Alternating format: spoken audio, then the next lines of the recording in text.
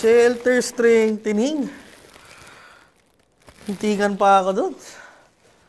Anticipated yan.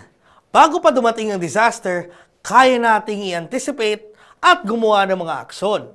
For this episode, we'll look into anticipatory action.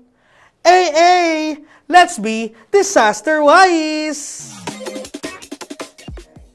Anticipatory action, or AA, is an innovative mechanism considered to reverse the trend of increasing number of natural hazards by addressing the gap between forecasts and relief actions. So, ibig sabihin, ang anticipatory action ay nasa gitna ng response at preparedness. Magagawa ito sa pamamagitan ng pag-monitor ng mga forecast sa mga parating na disaster. 3 araw o higit pa bago dumating ang disaster ay nakakapagbigay na ng karampatang tulong sa mga komunidad upang mabawasan ang impact ng disaster. Based on data gathered, the most common impact from typhoon and flooding are loss of lives, loss of livelihoods and income for farmers, and damage to houses.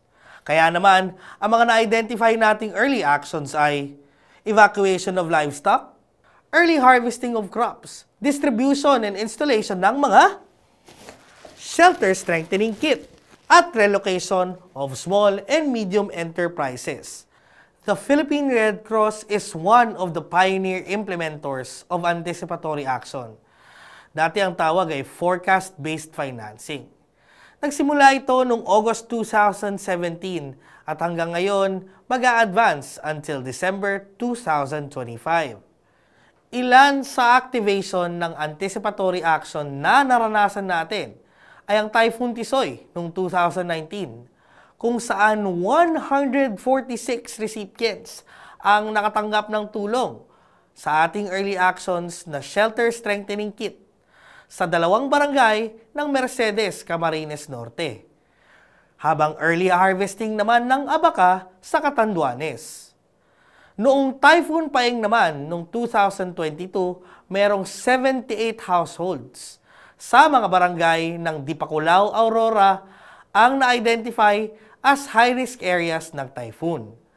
Dito ay nagbigay tayo ng shelter strengthening kit at nabawasan ang damage sa kanilang mga bahay at ari-arian. Kasama natin ang iba't ibang mga international and national non-government organizations at mga government offices sa Pilipinas sa Anticipatory Action National Technical Working Group, kung saan pinapalakas at sinusulong natin ang anticipatory action. Sa patuloy na pagpapalakas ng anticipatory action, marami pa tayong buhay na mapapaganda at maliligtas. Di pwedeng malate. I-anticipate.